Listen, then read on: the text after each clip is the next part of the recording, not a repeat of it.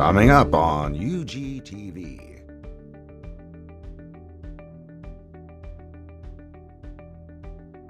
A special session of the Unified Government of Wyandotte County, Kansas City, Kansas.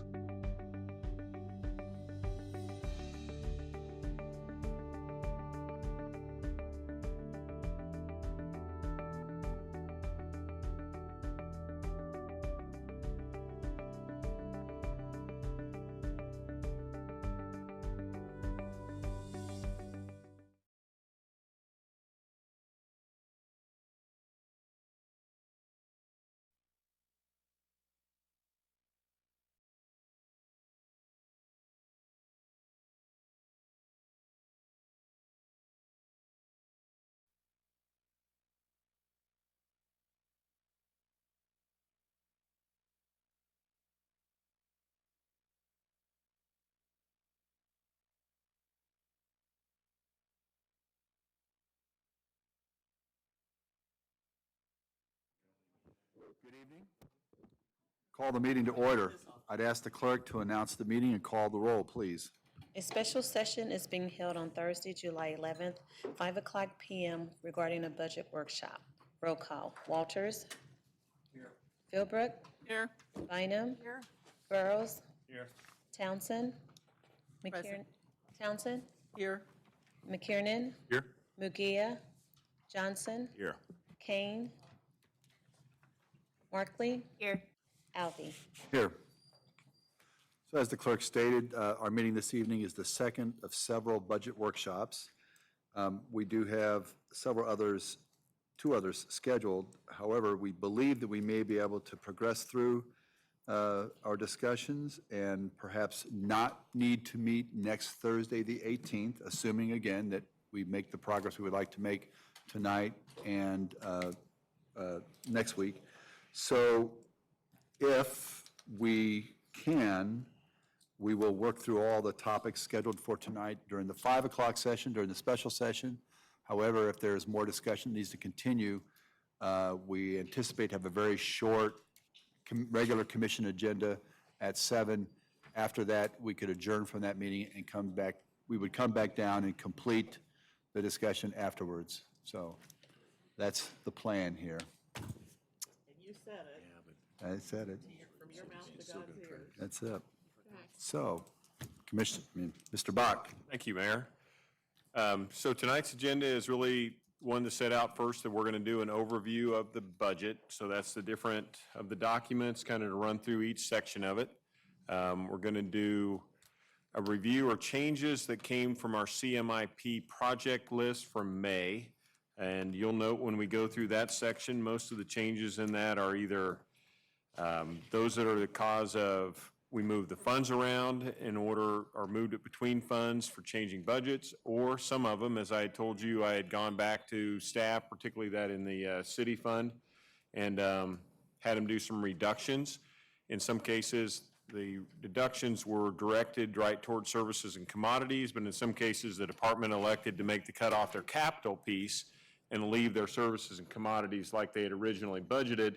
So that's where you'll see some of those cuts come back over and show up on the project list as we were balancing things before we came forward with the proposed budget at the end of June.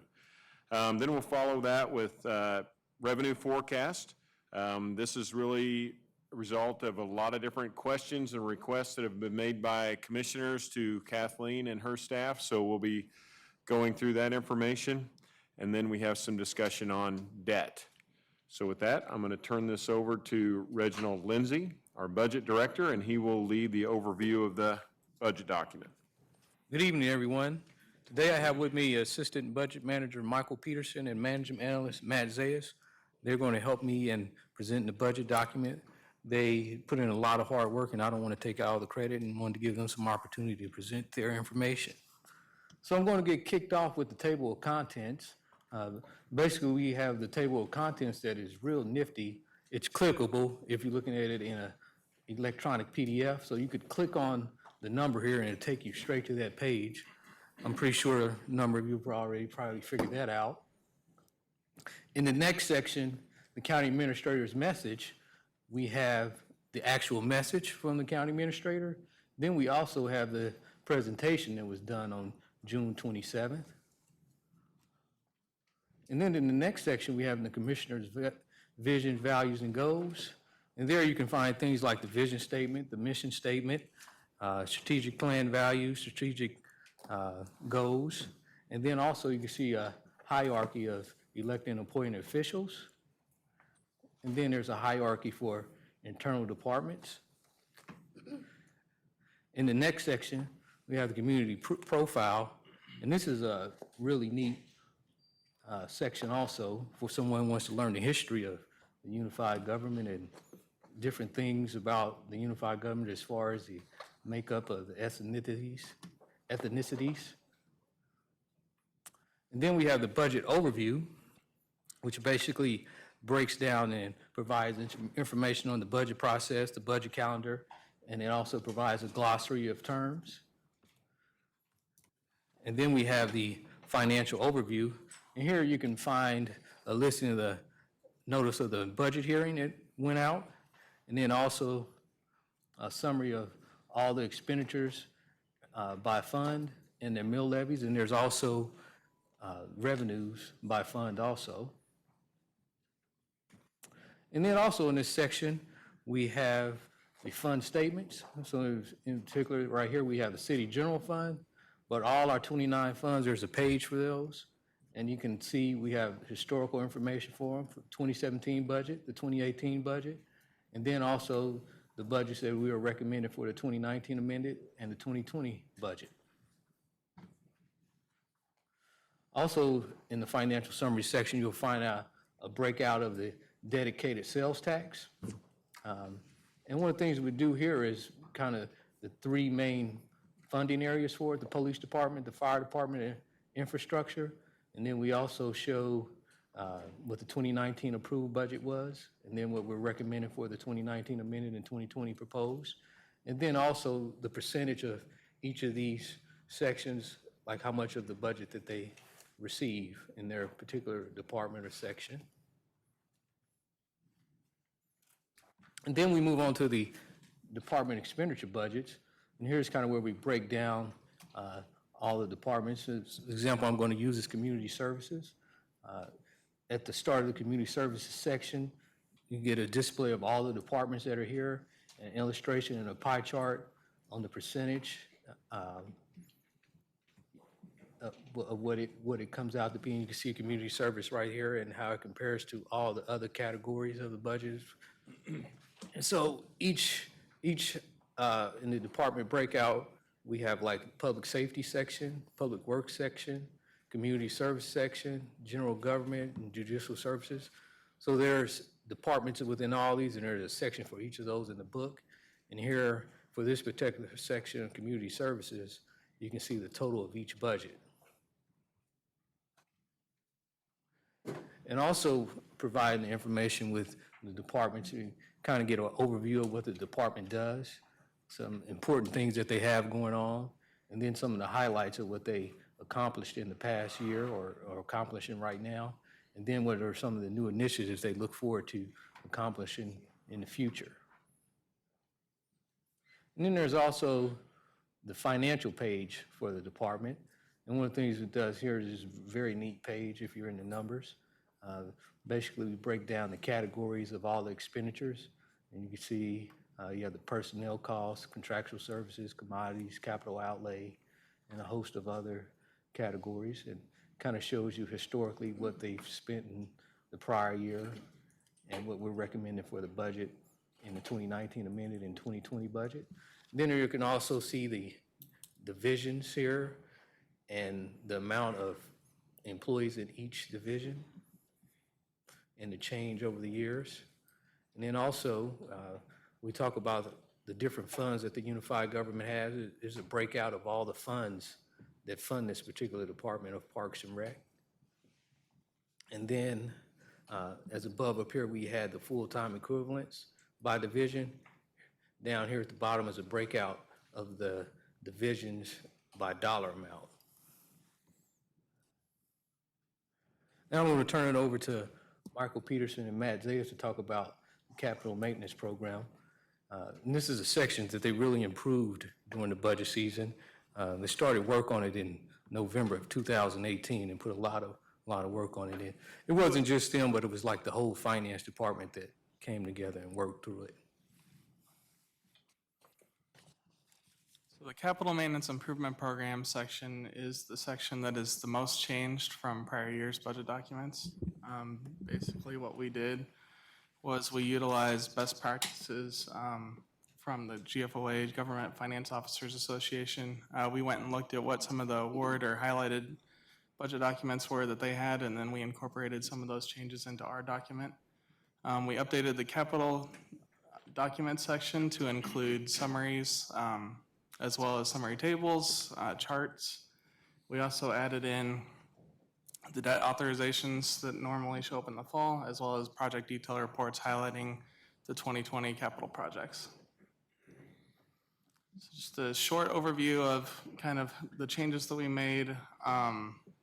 In prior years, the capital project section was first. There were two different capital sections, capital projects and capital equipment.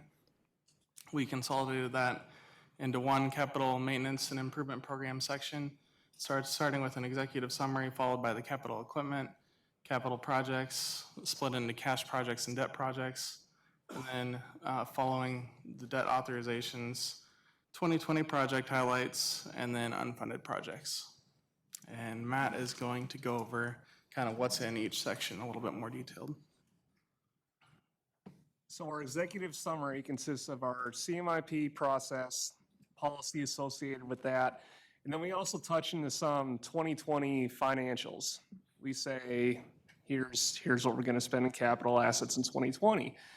And finally, we produced a little bit of highlights for what we see as the major projects and capital assets that will be improving in 2020. So,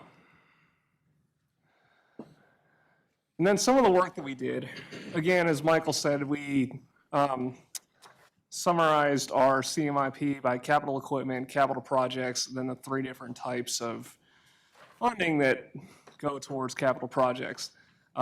In order to expand upon just the schedule we had before, we used a variance of tables and charts to make it more readable, help the resident really understand what's going on in his or her capital improvement project. So to do that, again, we had some charts, as you see in the background, and those kind of organized the fund category, the functional area, and also the capital type. And to add a little bit more visuals to that, we made a lot of different pie charts, stack charts, and they illustrate, here's where we're going to focus our funding in 2020. The pie charts do, and then the stack charts go into more detail of here's what it's going to look like over 5 years. And I will hand this back to Michael. So in each section, you'll also see the schedule that has always been incorporated in the budget document. Each schedule, so the equipment section has the equipment schedule, cash projects has the cash schedule, and debt projects has the debt schedule, organized by funding source and department and project. One of the big changes that we made was we moved to the debt project authorizations from the fall into the budget document so that we can approve the debt authorizations along with the budgets for the debt projects. So that's a section that you'll see after the debt project schedule. Another very significant change, we added some project detail reports. There's about 80 of these projects that were highlighted. Each project, you can see a description and the scope of work as provided by the department that's over the project. So just a justification for why the project exists. And then the funding sources that are going into the project, as well as an overview of the project's budget impact. So that wraps up the capital section. I guess behind the project detail reports, there is the unfunded project list. So the grant inventory comes next in the budget document. Within the grant inventory, we break out the grants that are currently awarded by whether they're federal grants, state grants, private grants, or a combination. We break them out by department, and we also break them out individually and have a description for each grant. There's about $17.5 million that we have in grants for this budget. Personnel overview, we added a few charts just to show the breakdown of where the positions are allocated by funding source as well as by functional area. We also have tables showing where the positions are allocated by full-time equivalency by fund, as well as by department and classification. At the end of the the personnel summary section, you'll see the employer-paid benefit assumptions, and this will show the amounts that we used in our 19 projections last year, as well as the current amounts that are being budgeted for employee benefits and the amounts that we are projecting for 2020. Lastly, in the budget document, you will see the financial policies. This section contains the 18 financial policies along with the adoption dates and the resolution numbers that go along with each policy. So with that, do we have any questions, or do you have any closing statements on that, Reggie? Think any questions over the budget document and how it's put together, format, or anything you're missing? Commissioner Kane? Could you go back to the Hutton Road and Leavenworth Road?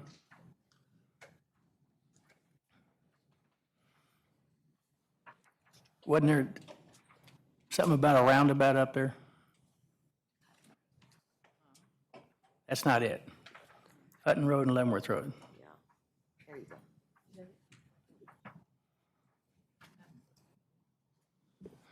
The second line with a roundabout style intersection. I thought we, realizing since we were putting a fire station there, we weren't even thinking about a roundabout. The 131st.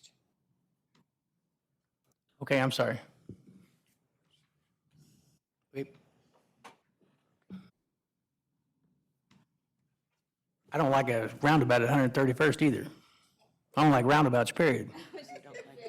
Yeah, so I don't care where you think you should put one. I could tell you where you could put one.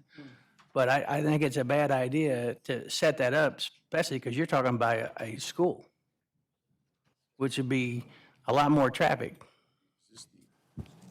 So I will speak to that point. My daughters attended St. James Academy. There are several roundabouts. In fact, there's a roundabout right in front of a combined police and fire station on Prairie Star Road. And there is a roundabout right as you enter into the school. And what was interesting is it seemed to handle the traffic better, but then again, I'm no expert on that. But I'll bet you money that Leavenworth Road is a hell of a lot busier than the road you're talking about. I don't know. It could be, but Highway, it's a highway. We use it all the time. And you're talking about off they run all the way from Johnson County all the way back to St. James, and I agree, slow-moving places like that is fine. This is not slow-moving. I don't know what the This is comparison would be. overabundance of traffic. I think before you do something like that, you'd want a traffic study and then see what it compares like somewhere else. Agreed.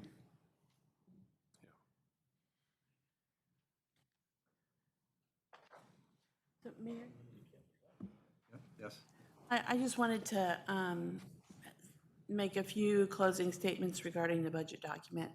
I would like to thank County Administrator Doug Bach and the other senior managers for their support and of the finance department to replace our budget software and to go out and do that training, and all of you for your support, because that all made utilizing the software to the fullest extent so that we could produce this budget document and produce the capital section, which is almost an inch thick and has a great deal of information for our residents. So thank you very much. Yeah, thanks a lot. This document is heads above some of our older documents. These are much easier to read, much easier to understand. And I actually, when I read it, I can figure out what question I have, because there's relationships in there. So thank you. I really do appreciate the way the budget staff advanced what we did in projects this year.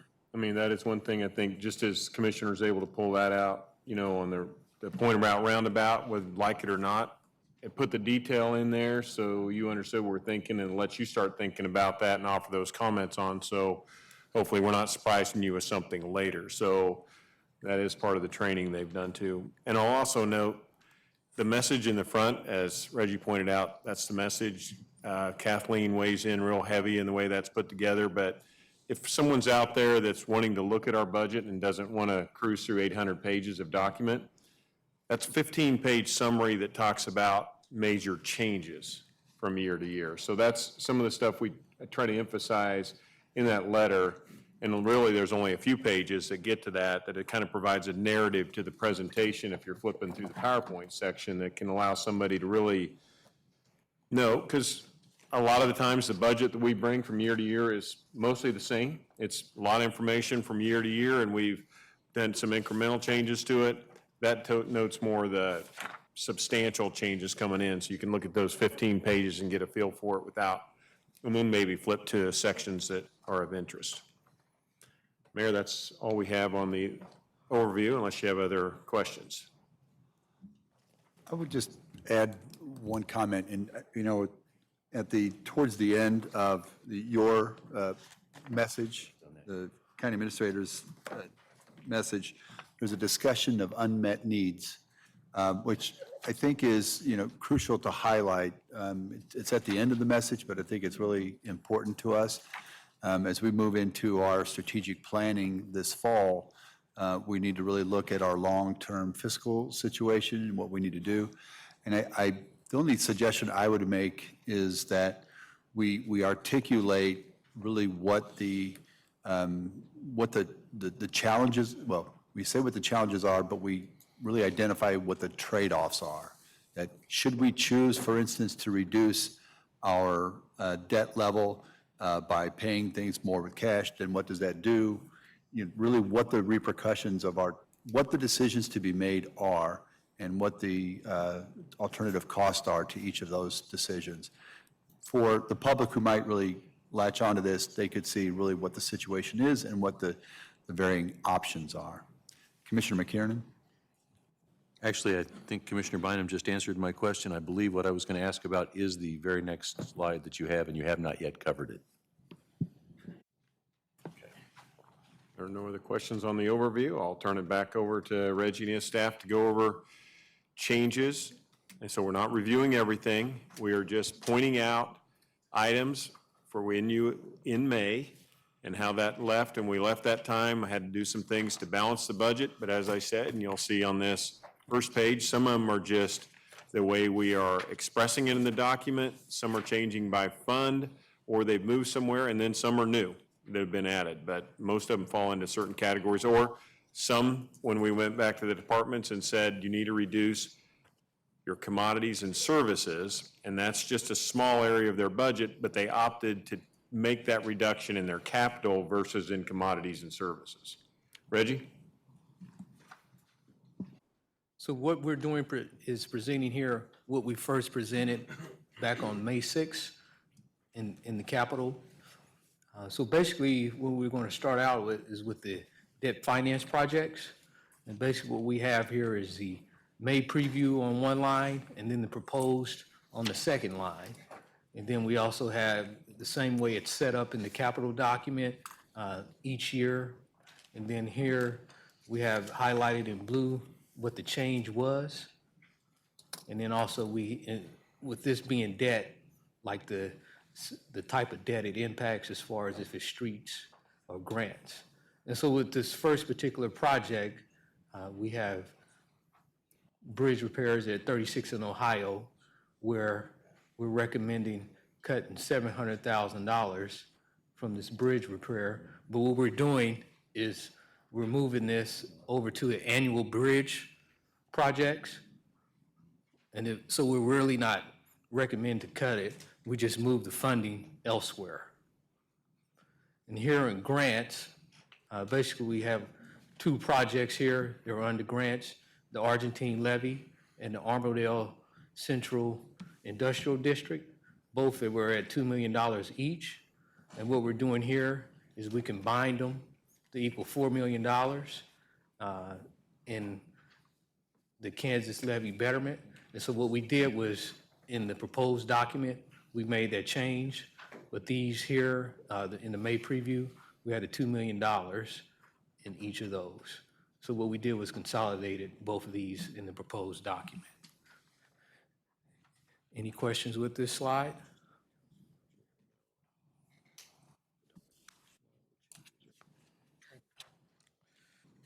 And the second slide here is these are cash finance projects, and we're moving on from the debt projects. And again, what we have here is broken out by fund. So we have the city general fund here, and we have it broken out by department. And again, we have the May preview is what was presented on May 6th, and then what's actually in the proposed document. And then also we have the page numbers that were impacted. And basically what we did here was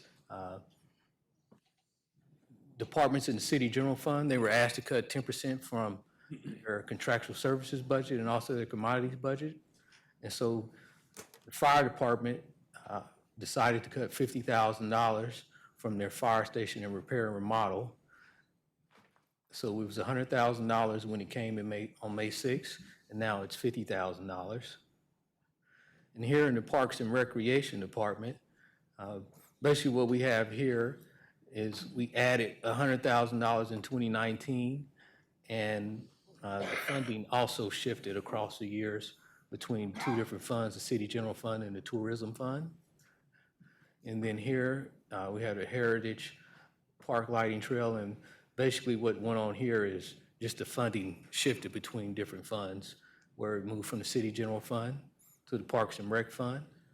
Then in Public Works, one of the things that happened here, they're in the City General Fund also.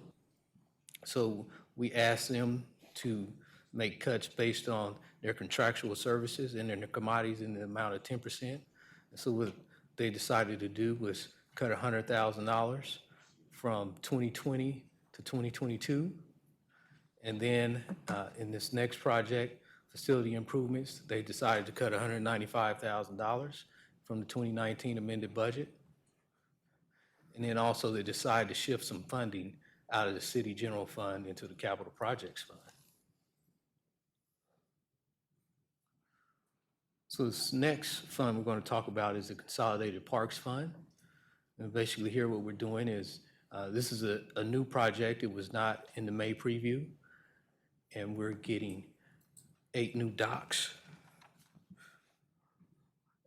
2 of those are for public use, and then 6 of those are public use, and 2 of those are for the sheriff and Parks and Recreation's use.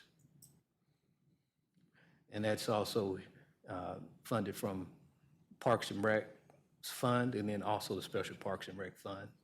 And then also in the May preview, we brought for the parking lot resurface at the amphitheater, and we decided to move funding for it to the Tourism Fund and also fund it in 1 year. And then also during the May preview, the Health Department had $50,000 in the Health Department facility improvements. However, we needed to balance this fund because of a new electronic medical software they're getting. It costs $245,000. So we cut this $50,000 out, but over in the debt section, there is like $3 million in the budget for boiler replacement, also roof replacement and elevator replacement. Yes. So here in Fund 560 up under Public Works, we had a text change, which is this blue column here. When we originally bought it in May, it was $333,000 when it should have been $3,300,000. And the stormwater utility, we basically had to go in and balance this fund in 2020. So all the cuts that we took here were basically to get this fund balanced across these 4 different projects. And lastly, we have Sunflower Hills. And basically, we also had to get this fund balanced, so we did cut some course improvements from their budget in their fund, but we do and have some funding in the tourism fund in the amount of $150,000 for bunker replacement and T replacement. And that completes all the adjustments that we made to the capital section. Are any questions? Yes, sir. Mr. Walters? Looking at page 442, the Capital Maintenance Improvement Program Project Summary.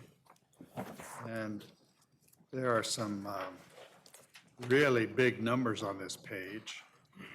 So I'm just wondering, I'm seeing a 2019 amended budget, a grand total of $167 million.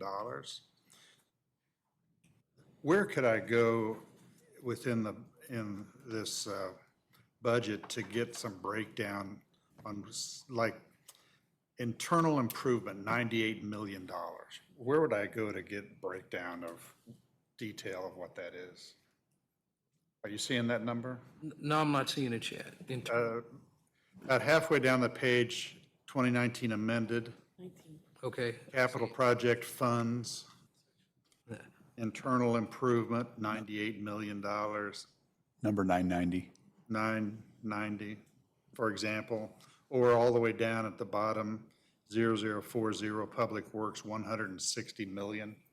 Where would I get the detail on those numbers? that would be in the, so that particular, it would be in the debt section?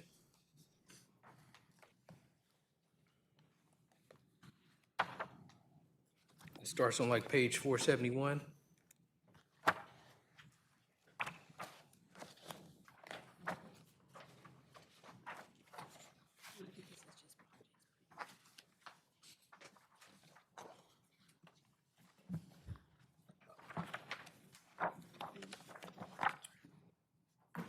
Page 466.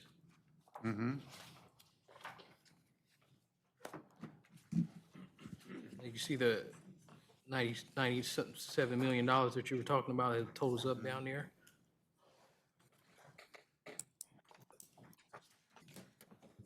So Commissioner, what you see there on page 466, that then takes that one bulk item, breaks it down into the categories: streets, bridges, traffic, engineering facilities, parks, rec, community facilities, and such on down the page, so you see how much is in each area. Then on the corresponding pages, unless I'm incorrect, guys, then you can go through it, and that's where your line detail of each one. So when you see streets, 10 million, 10.8 million, you come back over here under the next section, under the debt finance, and you'll find, isn't that where I'd find streets? And then you'd find that, and that'd add up to that corresponding numbers if you went through, and but you'll see each one broke out individually.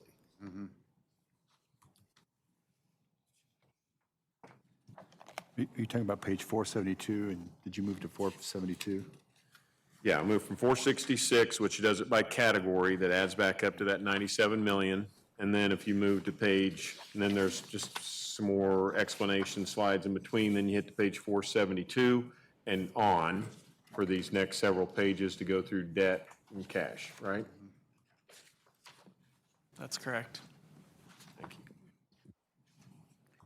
So, Oh, go ahead. well, so this page, 442, includes all the general fund, the enterprise funds, everything, right? Is that correct? Yep. Yes. Overall. So I heard a yes, right? Yes. And the bulk of that, I see, I mean, it's a staggering number, in the 2019 and the 2020, and then it goes down dramatically in 21, 22, and 23. So I'm assuming, just from my quick review, a lot of that is the sewer system treatment plant? The 990 are all the debt-funded projects. So that would include all of them, including the sewer. It would be included in that total. See, here's a breakout by funds, right? No. Oh, it's not really.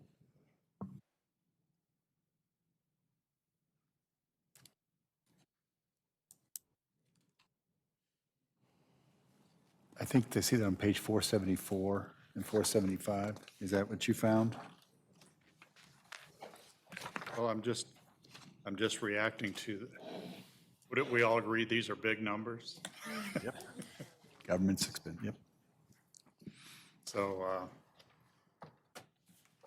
I guess if there's any more enlightening information we could get on that, it might be helpful if we're, So are we saying that on this line that you're looking at, 999 for 47.3 million? I'm sorry, it's clear at the capital project funds.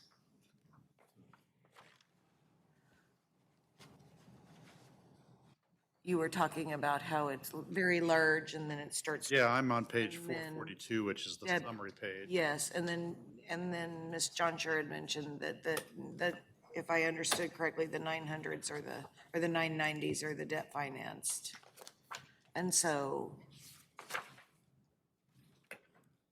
because just for example, on that capital project funds total, it's 145 million. When you get out here to 2024, it's 19 million. You were commenting on Yeah. how dramatic that is, and I think that's what we're, But that's the revenue category, right? This table above is revenues, correct? Fund sources? On what page? yeah, fund Page category. 442? We're just going back to that page 442. No, it's not. That's expense. Those are expenses? So- But it's where it's coming out of. So under special revenue funds, dedicated sales tax, 3.3 million is being expended on the top. On page 467, there's an illustration to show how it drops off over the years, and it shows that it's sewer system. Okay, So if you go to 467, and the bottom chart there,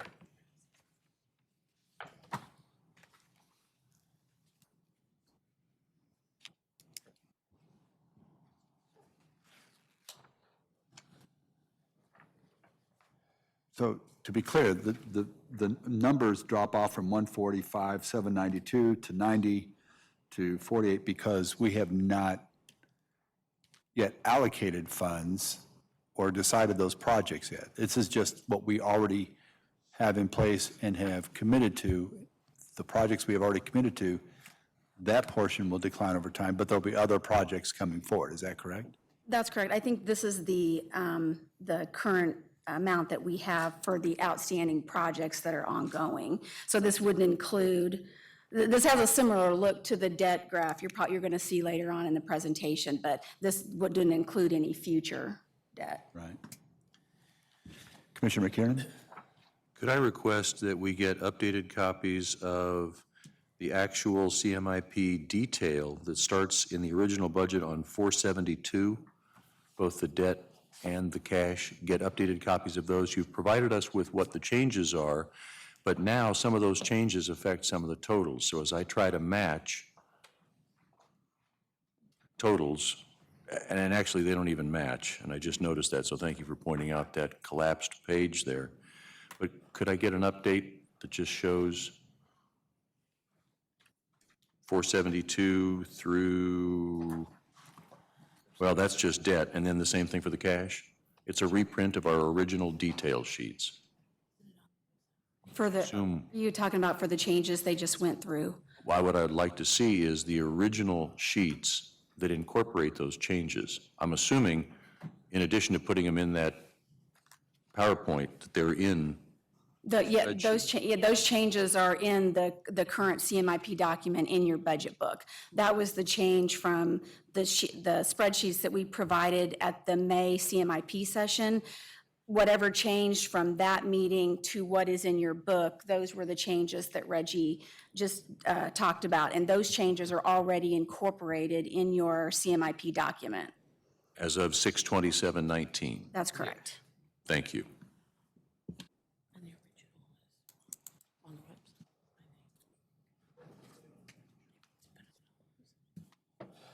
Yeah, and the original would have been what we handed you in May, which I think was also put out on the website. Yeah.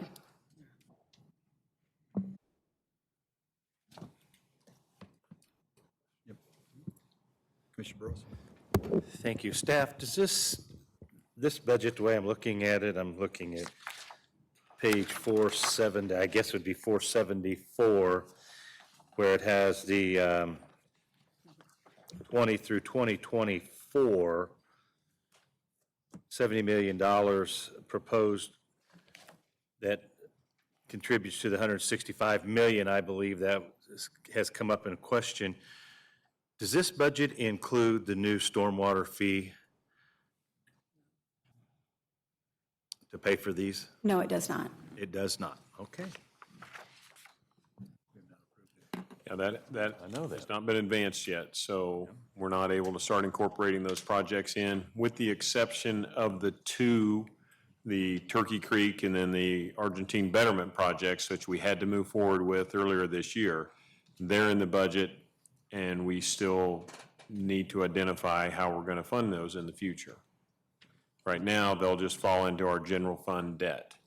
Is that the $10 million wing wall repair? Yes, and then the $10 million betterment on the pump stations. Okay. Thank you. Commissioner McKiernan. Thank you. So if I look on page 468, and I look at the first shaded line, it says streets total, and it's 12.2, or it's $12 million, $12.2 million, correct? For 2020, yes, I'm looking at the 2020 budget. Page 468, streets total for 2020, 12.2.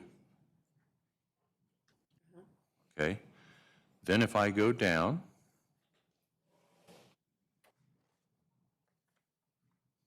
to page 472,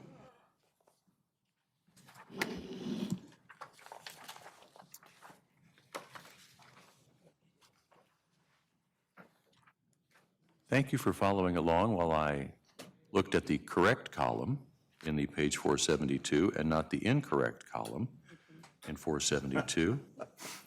So you should not trust me with any more numbers in this whatsoever.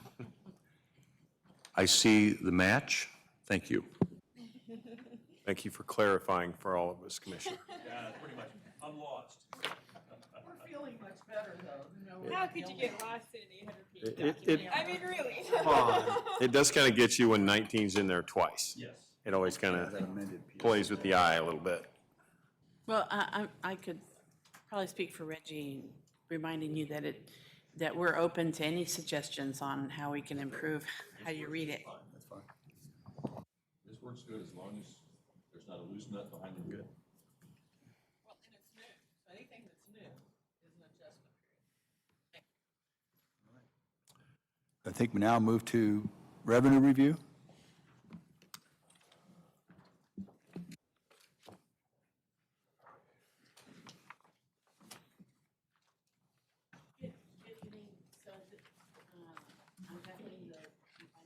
Officer, and I have a terrific team of revenue estimating folks who helped me put together the estimates and the assumptions and analysis behind how our prediction of how the revenues are going to be coming in. And so kind of first off, of course, Debbie Johnsher, the Deputy CFO, she oversees utilities, trash, and other revenues. I don't know if you are aware, but there's about 4,000 revenue accounts, so we have to go through and look at each and every one. Some of them are pretty small, though, honestly. Secondly, we have our research manager, Mike Grimm. You've seen him before. He provides a lot of economic background and population tracking and has been very instrumental in collecting a lot of data in a whole slew of areas. And of course, we got Reginald Lindsay, our budget manager, who assists with various department revenues. Of course, all of the UG departments themselves provide us information on their own revenues, you know, municipal court, for example, or the NRC. You've all met Elise Villarreal, our debt coordinator, and she's a management analyst extraordinaire and has really helped us. And finally, we have Michael Peterson, Judy Hurt, and Desiree Bush, who are our budget analysts and are very, very helpful with everything that we have to do. The revenues are estimated typically before the budget process begins. Sometimes it's while it's going on as well. And then at that point, then the county administrator, he also gets to review and weigh in and ask questions. So it's a collaborative approach. And the approach requires all of us to extend our best practices, professional judgment, some of the economic forecasts that we go to various conferences and do some reading on various economic trends, historical trends, as well as policy restrictions. So there's a lot of statutes that dictate how much we can collect. So first off, I'm starting out with a chart that was requested by Commissioner Burrows several days ago. As you know, the general fund comprises of roughly $200+ million of our total budget of roughly $390 million, right? So it's a significant portion of our operations. And the two largest tax sources that support our operations, that being supportive of police, streets, fire, and the many other governmental services that we provide to our residents, come from property taxes and from sales taxes. So we spoke about property tax at our meeting on Monday. And so, but today I'm just going to provide you this one little graph on property tax, and then we're going to focus on sales tax later on. So property tax, as you know, is based on the assessed value of the projected market price of your residence or business. And this is a graph, a 10-year graph of the total since 2009. This very dark area is real estate. The blue area is personal property and motor vehicle. And the last part is what they call state assessed utilities. So corporations that provide utilities to our residents, those are assessed by the state, but they're part of our assessed value. As you can see, beginning with when we had the recession, it kind of dipped more so. There's typically a lag with property taxes, property tax values, because it takes a while for the assessor to go in. So when there's a housing bust, you really don't see the value of your home dropping until after several years has passed. So that's why you see this dip happening in 2011 and 12. But we have recovered, and in fact, the data shows, and this is provided on a tax year basis. So this 2019 is the taxes, the tax or the mill rate that you all preliminarily set a maximum mill rate for on Monday, and it's in effect for 2020 budget.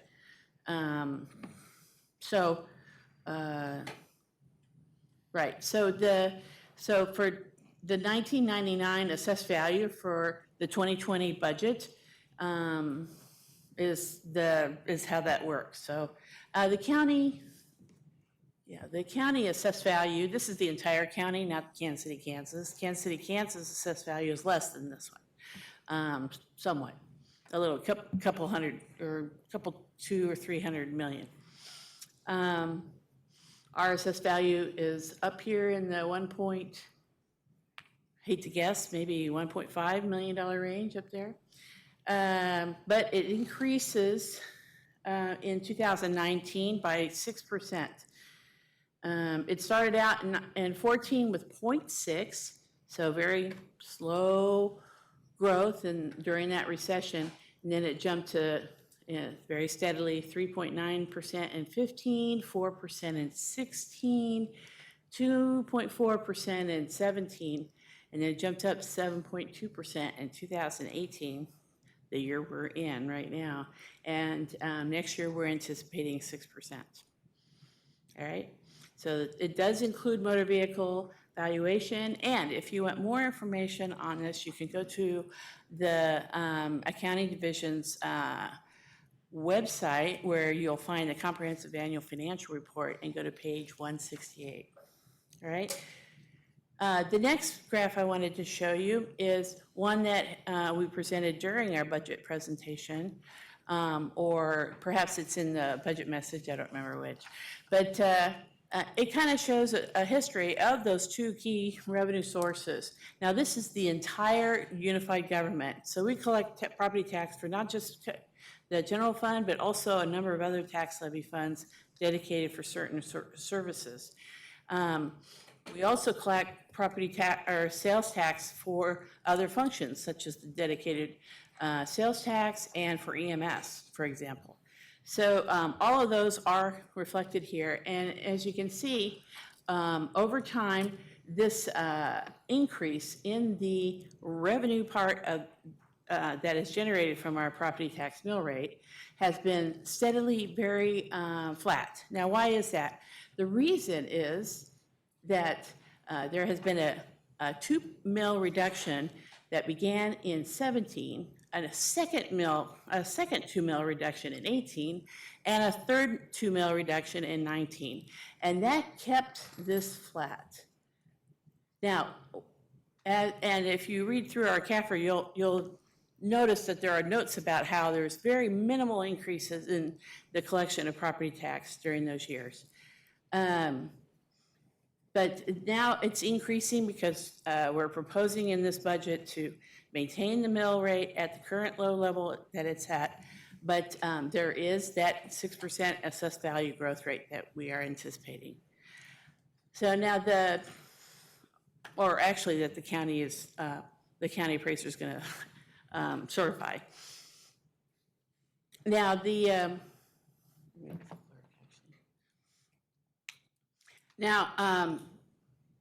some of that mill reduction, I don't have to tell all of you, was conducted or approved in anticipation of the STAR bond payoff. And that's what this bump here is.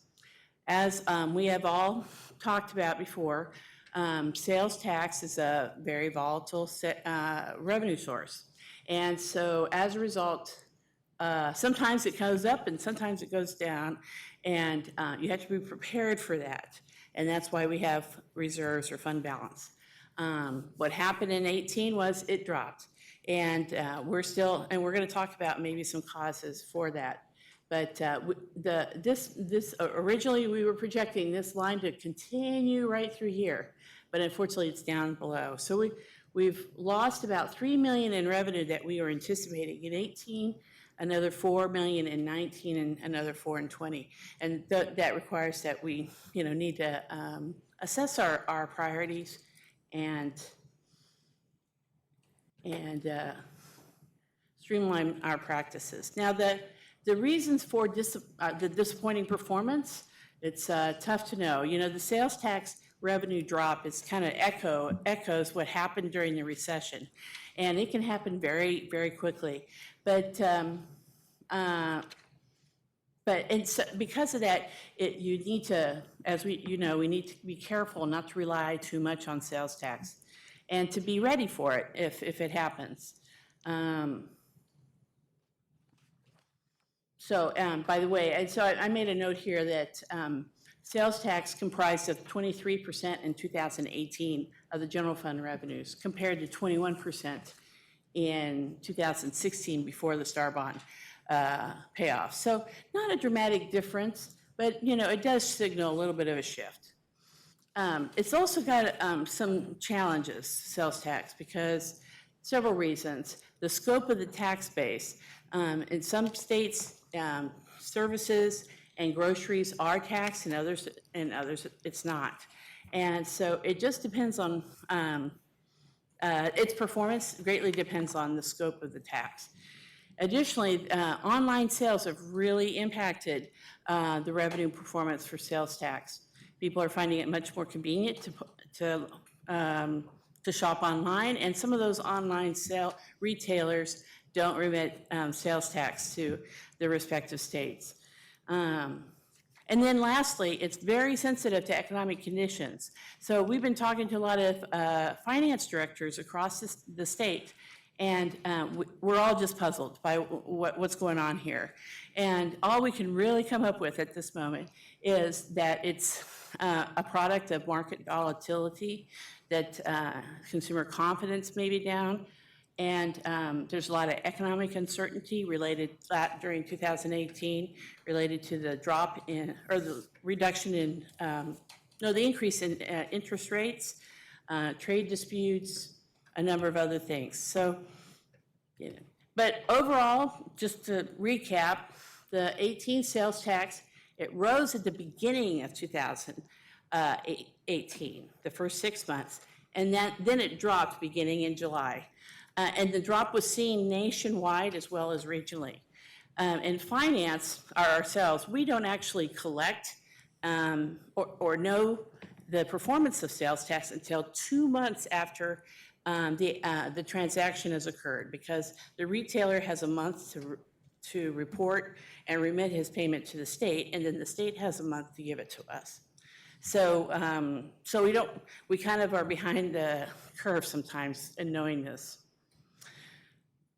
And sadly, we were hoping that in 2019 that things would turn up, but they're not really turning up. So, but we're going to get through this. And so as a result, we've reduced our sales tax estimate to 2.5% for both 2019 and 20. All right, now I'm going to show you some examples. This data that I'm about to show you is what they call year over year. It's a percentage, what's the percentage change of the amount that I collected today for this month compared to the month from the year before, year over year. And so naturally, if it's above zero, then it's then you collected more sales tax this year than you did last year within that same month. And you can follow the trend, because then you can see how much it's growing up or down compared with the prior period. So this is a report from the U.S. Census, and that discusses retail activity across the entire United States. And you can see that that beginning in August, it dropped. Now, they're not in the negative category. Here's the zero right here. But you can see that trend line going down. Now, this retail report doesn't have any numbers on it. It's just percentages. But the next few ones do have actual dollars so that you can compare and understand it better. So what we're looking at now is the city of Kansas City, Kansas, 1.65 sales tax, percentage sales tax. That's the sales tax for the 1% city, and then the quarter-cent EMS, and then the 3/8 for the dedicated sales tax. And since January of 2018, we had very strong performance with a 25% increase over the prior year. In the beginning of the year, this is significant. And then it dropped to below the zero. There was some sort of blip here in October. Oftentimes, retailers file late, and so then their payments get all bundled up. So this sort of blip happens, but it's continuing. And we were very happy when it started to look like there was an upturn in February, but now it's dropped back down again. So here's Overland Park, very similar slope. They're also in the negative, although it's looking a little better for them at the end in April. This data is based on the month in which we estimate the transaction occurred. So if you're looking at December, it's Christmas, okay? We have a question, please. I've got a question. So if you'd go back one slide to the KCK. Yeah. The blue line is a percentage change. Yes. And at the very bottom are Yeah. actual numbers? That's right. The blue, the bottom percentages are the same as the blue line. I mean, at the very bottom of your slide. That's correct. Those are actual collection numbers, right? Yes. Okay. They're numbers that the state gave us. Oh, I see. I was not reading it correctly. So Yeah. for example. Let me, yeah. Right where you are, July of 18, the prior year was 2.8 million. And then July of 18 was 2.6. Right. Okay.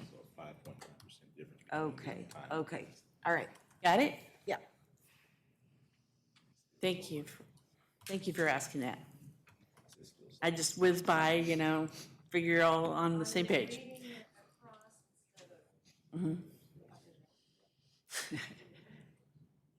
So Overland Park. Any more questions on that?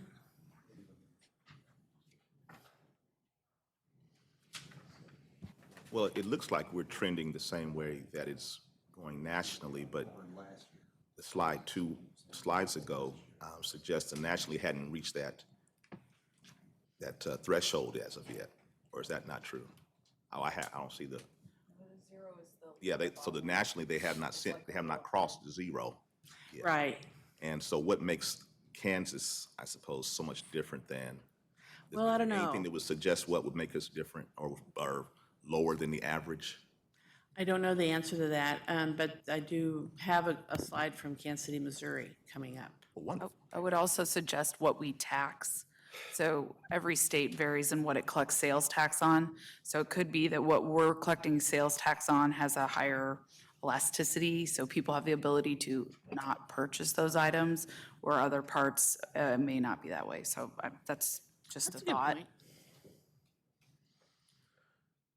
So Lenexa, they collect roughly $2 to $1.5 million per month, and they had a significant increase in the early part of 2018. This is likely due to some variability because of the the vendors tend to hold off on remitting, and so there's some lumps in the data. But it's going down. Things are looking a little better for them in April, but it's hard to know if it's a trend. Now here's Kansas City, Missouri. This does not include their recently adopted 1/2 cent sales tax dedicated for economic development projects that was approved by their voters recently. And that's because, the data just wasn't, I think it came in the middle of the period, so they decided to take it out. So this is just that portion. And so it's hovering above the zero line. It's a lot flatter than the others in 18. Then it drops down as well. I asked her what this was about, and she basically, it's just, like I said, we're all at the mercy of in her case, the Missouri Department of Revenue. So whatever they give us, we collect it and deposit it. So, okay. Well, here's a really interesting chart. I have two of them. This is basically a comparison of 2018 with 2017, looking at the collection from the perspective of the business classification of the business that remitted the funds, right? And the biggest kind of categories, I've lumped them into 3 categories, is retail, accommodations and food service, and utility, construction, wholesale, and information.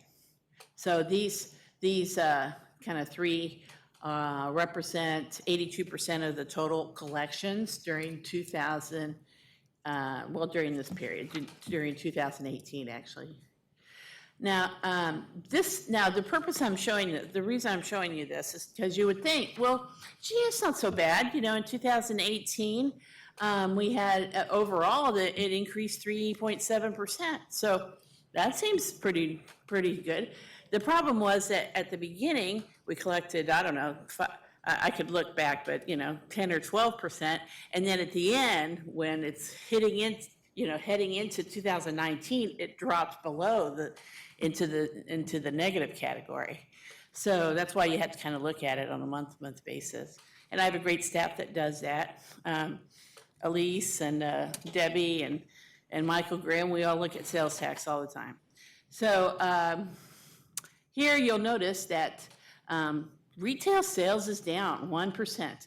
And that doesn't seem very much, but you'll see later on. The accommodations, it increased, a little bit, 9.5%. And then the wholesale, utility, et cetera, it increased 6.6. Now, the next slide I'm going to show you, notice, is January through June. So this is the January through June for 2017, for 2018, and for 2019. And I picked this because it is the most pertinent to us right now, because right now we're in January through June. Now, I estimated some June, so it's not 100%, but it's pretty close.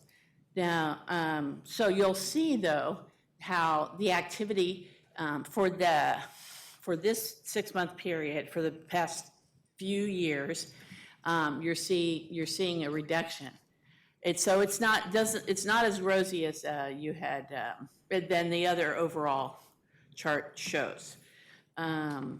4.1% drop in 18, 6.5% drop in 19.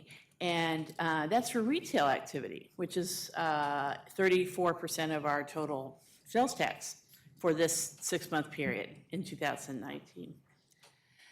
So in 18, overall, there was a 6% increase, yet we're down 5.6% in 19. All right, and so anyway, just some more information you can review. If you have any questions on it, I'm happy to talk with you about it. But, we're trying to get answers for why is it going down. I'm not sure we're ever really going to know exactly why, but what's most important for us as managers of the organization is that we stay vigilant and make plans, and that's why we do this, is to look for every opportunity to make modifications so that we're continuing to provide excellent service to our residents.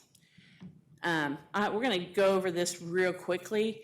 It was one of you commissioners requested it. It's, how are we doing through the month of May? And so this is for the Consolidated General Fund. So as you can see, this is a comparison of budget to actual, which for 2019, and then the same period in 2018. And as you can see, well, if you divide 5 into 12, you get 42%. So basically 42% if you were spending and collecting money at the same rate throughout the entire year, you would be at 42%. And so it's a little deceiving because you see this 43%, hey, the revenue's not doing so bad. But the issue is that we actually collect 1/2 of all property taxes in the first month of the fiscal year. So there's a lot of sales tax, or property tax in there that's kind of helping with the soft sales tax performance. Our expenditures are only at 39%, so they're down from the total. And, our fund balance is staying strong.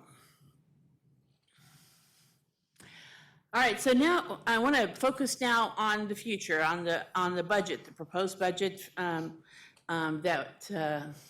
that Doug Bach presented to all of you. And in the budget document, the budget message, there's a couple of tables that look like this one, and it's for city and for the county. But this table is the city, the county, and the parks all combined, all right? And so what it's telling us is that there is a very rational planned use of fund balance of 3.36%, $1 million in 2019, that's there. and then 3.56 million in 2020. And so we're going to talk about that. Now, what's the impact of that? Now, you've all seen this graph before. All I did was update it for these last 2 rows. I've got 2019 budget, which is for the consolidated budget at 17%. All right, which is the target. We set a target of 2 months of operating expenditures and transfers, and 2 months, 2 into 12 basically is actually 16.7%, but we round up to 17%. Now, unfortunately though, we are dipping into fund balance in 2020 because of the $3 million delta between revenues and expenditures in 2020. Now, the reason for having a reserve is to assist us and give us time to respond to economic downturns. And so, the rating agencies understand that, and our policy actually has accommodations for that. But it does have a clause right here as a reminder that, which we all adopted this policy, should the projected year-end fund balance be below the operating reserve, then a plan to replenish the reserve would be established to achieve reserve levels back to where they were over a future 5-year period. Now, who puts that plan together? Well, I suppose I come up with some ideas, you come up with some ideas, we all reach a consensus and work towards that common goal. Now, so there are a number of ways that you can get your fund balance back to where it, back to, you know, the acceptable level or the target. And one way is to simply not use any kind of unspent budgeted money at the end of the fiscal year. So oftentimes, sometimes, in fact, over the last 10 years, 5 times have the revenue estimates exceeded the budgeted, or the revenue actuals exceeded the estimate. So 5 out of 10 times we collected more than we anticipated. But over the last 10 years, all 10 times we budgeted more than we spent. So what we got here, and I've done the math for you, is the average over this 10 years is that $666,000 in additional revenue we didn't anticipate. And on the expenditure side, the average over the 10 years is $3.7 million in budgeted money that was not spent. So of course, the net between these two, positive, you add the two together, you get $4.37 million. And that money just goes to fund balance, just like your checking account. If you, you had plans to go to dinner and then your plans fell through, the $20 you were going to spend on dinner, well, it just stays in your checking account, and that's what this is. All right? So naturally, this is a common occurrence that happens as in financial management, and something to consider. So how can we achieve the target reserve within the 5 years, right? Well, we could strategically allocate resources by focusing on the UG's highest priorities and core services, which Reggie and Michael made a presentation on February 14th, Valentine's Day, on priority-based budgeting. And we're very much looking forward to working with all of you on developing those strategies and determining where we want to focus and what priorities we need to look at. One beginning step, which we look forward to entertaining it in the fall, is identifying any near-term and longer-term objectives. For example, a near-term objective would be to, and this is finance speak for reduce, or for a balanced budget, eliminate the negative net margin by 2029. Net margin is revenues minus expenditures. We want revenues and expenditures to equal each other. And so we need to work towards that goal. Another example, long-term objective is to streamline our business processes and identify our operational areas to reduce costs. So we can also perhaps agree to let any unspent budget at the end of the year go towards building back the fund balance. We can examine how our services can pay for themselves and diminish the burden on taxpayers for who are having to pay higher taxes for services that they're not getting. We can identify programs that have a return on investment and grow the tax base while also enhancing the quality of life for our residents.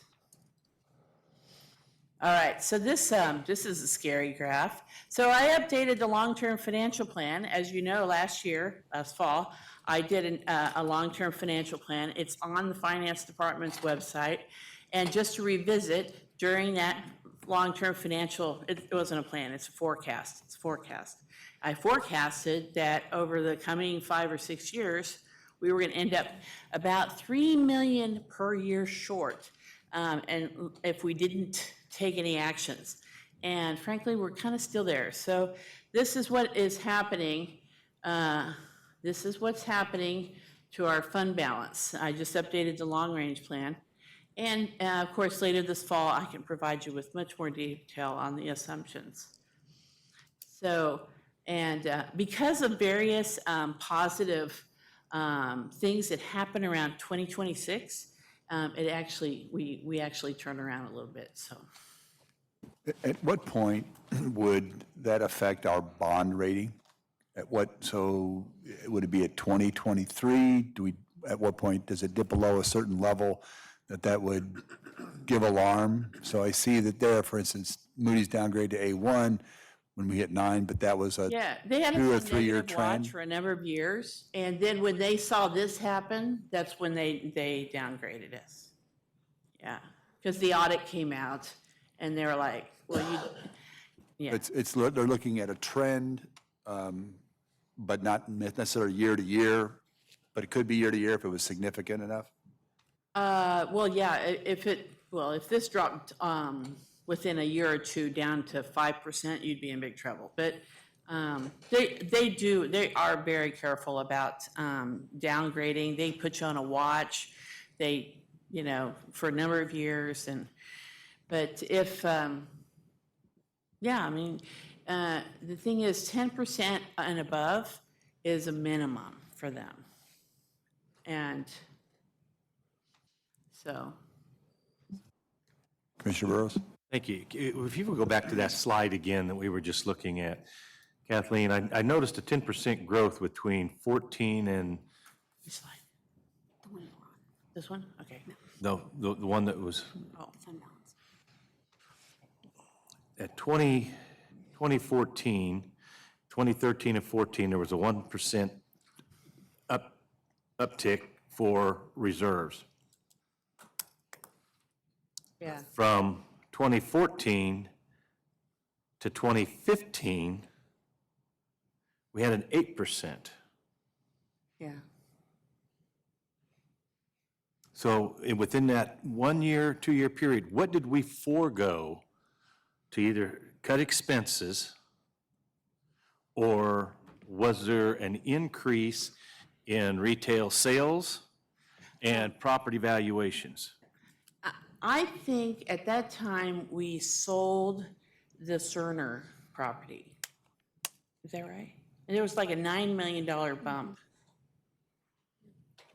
And those funds were, those funds, along with other factors, I'm sure, were not spent. That's a tremendous jump in addition to cutting the mills. And so I'm just kind of curious as to what we didn't advance, if we put a stop on projects to stop our spending, or are we seeing a tremendous increase in valuation and an uptick in retail sales? Well, the Cerner. Increase. happened in 2015. The mill reduction didn't start happening until 17, 18, and 19. I think we had some pretty, I mean, we didn't come out and spend a lot in cash, you know, probably back in then. I would look at that and see wasn't doing our fleet a lot of good, but we were holding back a little bit, trying to leave more money at the end of the year. And I think those were some of our heftier years where we came in and did not spend as much of our budget, held back on filling employee positions a little bit. So we kind of went pretty lean for a little bit to try to get some quick build back in there. And I just know that's because that's the year you all hired me. So it was kind of we were pulling back pretty hard right then in order to make some of those changes. And I think a lot of that was we left money on, I shouldn't say left money on the table. We didn't spend all our budget. Right? We really held back to try to get through those years. Yeah, there was this is based on the evaluation year, right? So the 0.6% in 2014, that was for the 15 budget. And then 3.9% in assessed valuation increase for the 16 budget. I don't know. Well, It started to pick up around here. The reason why I wanted to bring that to the attention of the commissioners this evening is that here we are dropping down from the 21% or 20%, we're dropping down to 17, and we're going to use our ending balance to balance our budget. And if we can jump 8%, 7, 8, 10% in a 16-month period, the same can be done today through priority-based budgeting. And I would like to see, Mr. Administrator, a pilot program with one of our departments that we can utilize to start doing the performance-based budgeting, or I'm sorry, priority-based budgeting, so that when we are educating ourselves this last 6 months of the cycle, so that next year when the full budget comes forward, we are better prepared to do that. And I'm not advocating personnel cuts, I'm not advocating benefit cuts, I'm advocating that we have a chance to start looking on a pilot program, a department or an agency, to determine how we can start this priority-based budgeting a little early to see if we can't eliminate some of the ending balance. I don't want to call it taking, but utilizing the ending balance to balance our budget this year. And we don't have to take any action, but I think it's an exercise that we as commissioners should be doing so that we just don't ask staff to come back with this priority-based budgeting and then we not have knowledge about how they achieved their numbers without being involved. Commissioner, I hope I'm going to meet that directive and push it a little bit. It's our plan that we finish going through all our evaluation of staff, our departments in the month of August, and in September, that we bring all our departments to you. So we're not just on one pilot, that we're able to show you where all those areas are from a ranking from a priority-based budget perspective, and then get your directive back as to what areas we think where we should spend less, and offer that. And it'll be kind of a two-phased approach where we would do that probably in September with the first one, get your direction, take that back, and then come back probably in November, and then show you, okay, this is where we'd make those reductions coming into the coming year to make it happen. And that way, you'll see it, and then we build that in as we move forward into the 2020 year and that year for the budget. A question? Am I interrupting your presentation? No. So I just have a couple. So you've talked about sales tax, and just let me understand. You are projecting a 2.5% increase in sales tax revenue in both 2019 and 2020, right? Over the very low collection level of 2018, yeah. Okay, so 2.5% increase. Yeah. In 2019 and 2.5% in 2020. And right. As I understand, our budget is increasing about 2.5%. So roughly. That sounds good, right? Yeah. And on revenue, as I look at these charts, biggest source of revenue we have in the general fund is franchise tax. But it wasn't a part of your presentation here today. How's that franchise tax doing? And revenue projections regarding that? Well, franchise tax is, you know, a big one for sure. Yeah, it's 30% of city funds, according to this pie chart. I always look at the comprehensive, Okay. yeah. Look at whatever you want. Consolidated general fund. But yeah, just didn't focus on franchise tax this Okay, year. well, it is the biggest, It's not very volatile, and so, it's the biggest very portion consistent. of the city general fund revenue. So I'm assuming that it's increasing pretty substantially. actually, in 2020, I only have it increasing about 1.5%. So Okay.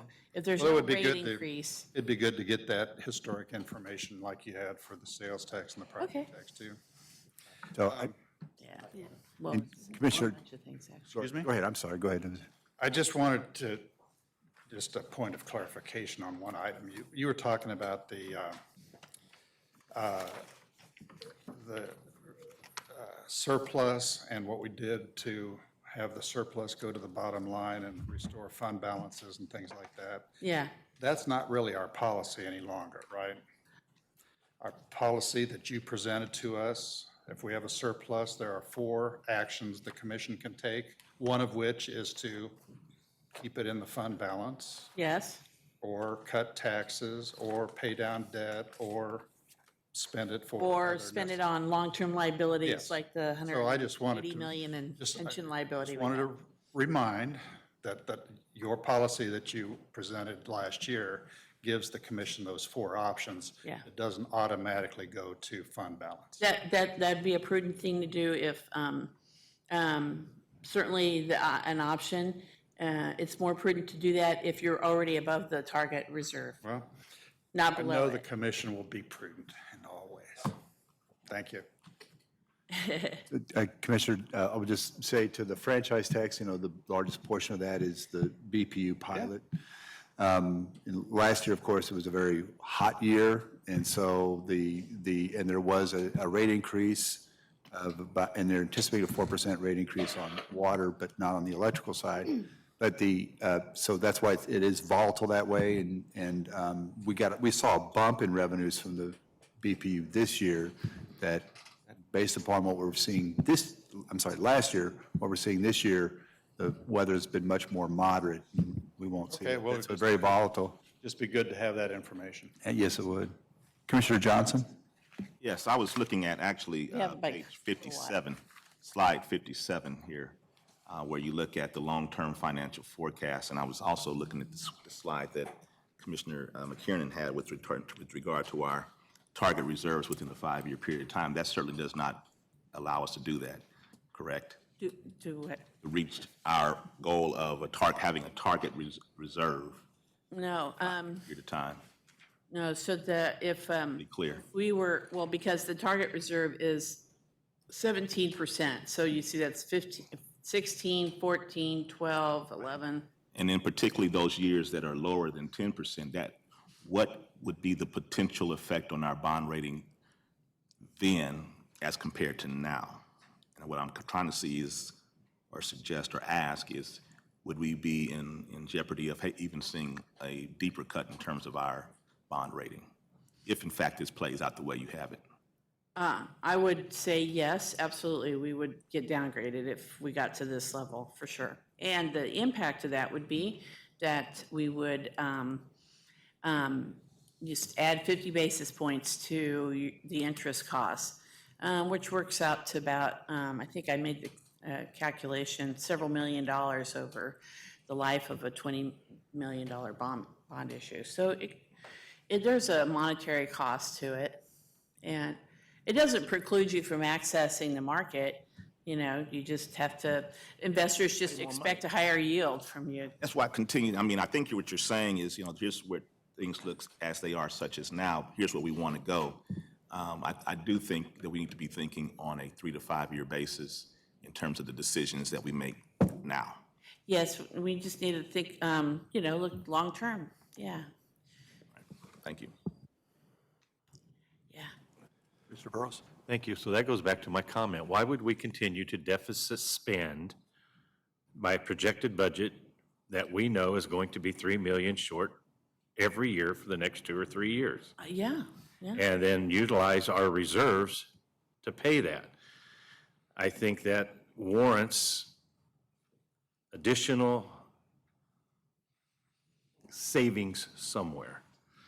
And to see an increase in valuation, to see an increase in reserves to the extent that we saw in a short amount of time, the economy is still hot enough right now that we can find ways to meet our financial challenges. But when you have an uptick of 6.5%, 7% in property valuation, and you have growth in interest rates to monies that we have, our assets, we have a tremendous pot of money there.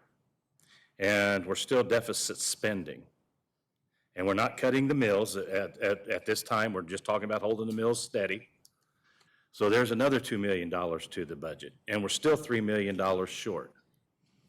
So I guess I'm having a little bit of trouble getting my head around how we are short money when we had all this new money come in. And I do know that we had the $10 million spending for the Turkey Creek expansion and a few of those things. Those are real critical issues. But why are we going to continue to deficit spend going into 3 and 4 years and put our credit rating at risk? So I want to clarify, this graph assumes that nothing is going to be done. But we are, in fact, absolutely committed, and we're to repairing this situation and prudently managing the finances of the organization. And I'm very excited to hear that you're interested in becoming more involved in the priority-based budgeting effort, which we all have been discussing and are going to be working on in August. The day after you pass the budget, we're all going to be switching to the priority-based budgeting. So I think another point needs to be made, and I know you made this early on when Kathy Briney made the point that even though we might have seen an uptake in the assessed valuation, does not translate into an equal amount of revenues because of delinquent properties, abatements, and so forth. So it's not it didn't generate the revenues that you would think that the increase in evaluation plus the property tax only, 32% of the revenues? So it's limited what it can do. But what is more concerning to me actually is the decline in sales tax, and that's going to require a long-term shift, I think. Commissioner Bynum? On the sales tax issue, if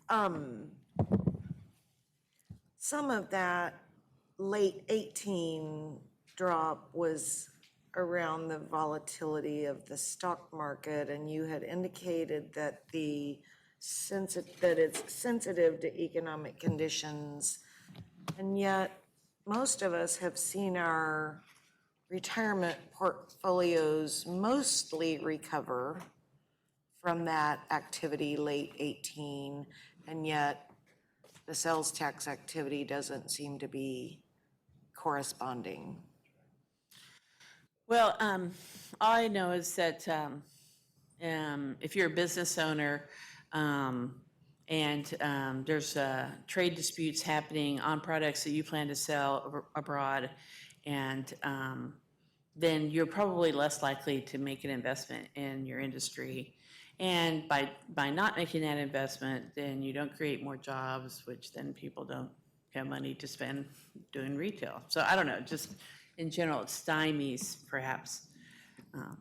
But I am not an economist. I am a government finance policy person. So we would like to bring in an economist.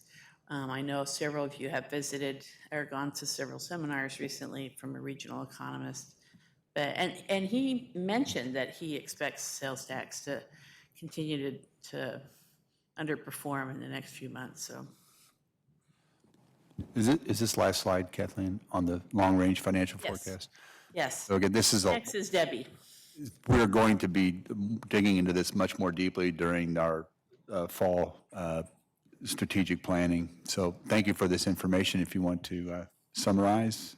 Oh, Ray going to, Well, just wanted to, this is just to recap what I was talking about, and frankly, I think you all are clear and understand, but if you have any further questions, that would be good, so. thank you. All right. Debbie. Okay, we just have a couple of slides on debt. Some of these you saw in the CMIP presentation that we did back in May. So just wanted to start out here. This is our outstanding indebtedness for the City Bond and Interest Fund. So this total is the amount of bonds that are outstanding, which is going to be a little bit different. The next couple graphs I'm going to show you are the debt service payments annually, but this is the total outstanding debt for the City Bond and Interest Fund.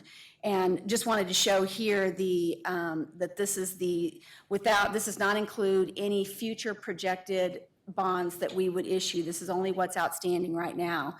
And this shows the trend of how, if we didn't issue any more debt, how our debt would pay off. And you can see that it starts going down a little bit right within a couple of years, with the majority of it paying off in 2030.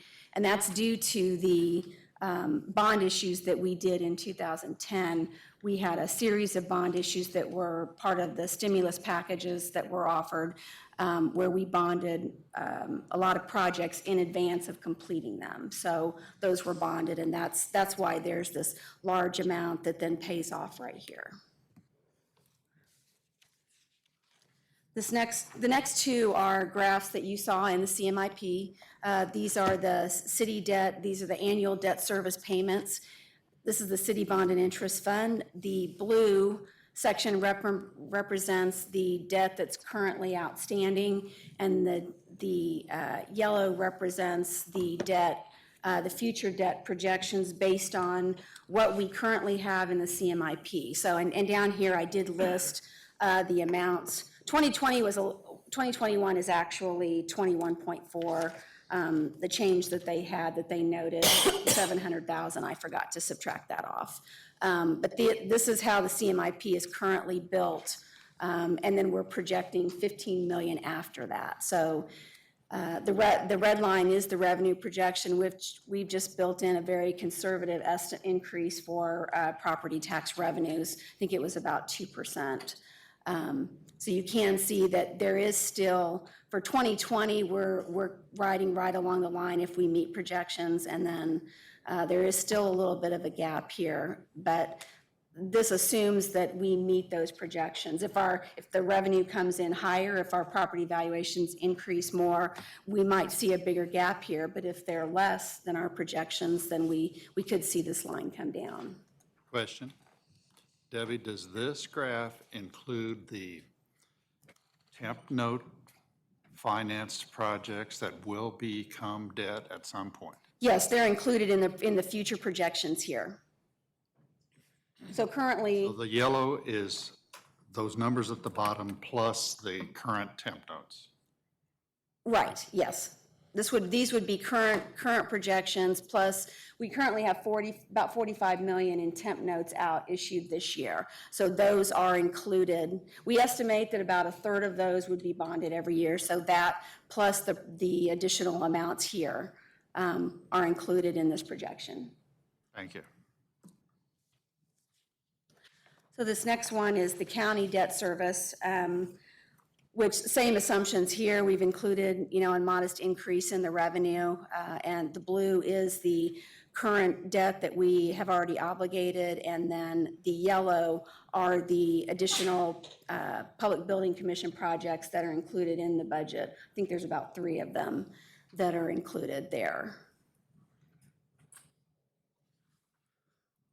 Did also want to note that this revenue estimate includes the transfer that we've built in that we're for the juvenile center that includes the idea was that savings, when we move the juveniles out of the adult jail, we would have savings that would then go to pay for the debt service. And we've built in, it's $1 million for 19 20, I think, and then it's I think it's 1.5 million, or building up to 1.5 million in the outer years. So if we don't achieve that savings to be able to make that transfer, we might see a little dip in the revenue here also. Oops. So I just wanted to talk about some of the debt reduction options. Some of those have already come up in the conversation. One would be to reduce the number of capital projects that we're debt financing. Use fund balance to pay off the temporary note projects. We can't use fund balance to pay off the bonds that are already issued. So we could pay off the ones that are not permanently financed yet. And we've already talked about some of these risks, the potential downgrade by using the fund balance and dropping below our policy percentage of 17%, diminish the reserves for future emergencies, which could be one-time costs, and also operational disruption.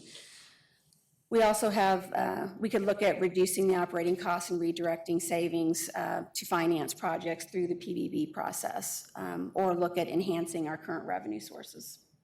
So I want to thank you for adding this slide, because it simply states for us and for the public that there are no easy answers, and there are always trade-offs. And so we can make a decision to do debt reduction.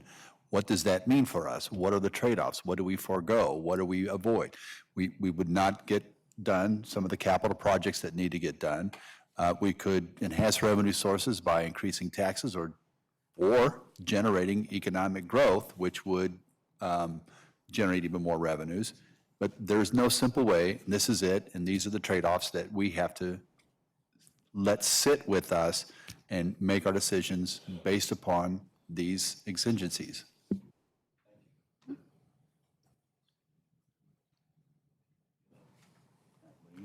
That concludes our debt presentation, unless you have any other questions on it. What we're looking at for Monday is a presentation on our police body camera project, which is funded and moving forward in this year's budget. Though we had a few questions asked about that as we went through some sessions with commissioners and wanted to come back and have more diligent discussion. Same thing with our investment in building security. And then we were going to take a little bit deeper dive into what we're doing with water pollution control, and maybe that helps a little bit in looking at some of the questions asked earlier. But as we are significantly investing in this area to meet our EPA consent decree, or pending consent decree that we're working on, we thought it was worth the time because there is so much money being invested in this area. So please take note that we will meet on Monday for those topics, July 18th. If we move through all those topics on the 15th, we would not be meeting on the 18th. Thank you. Thank you. We are adjourned.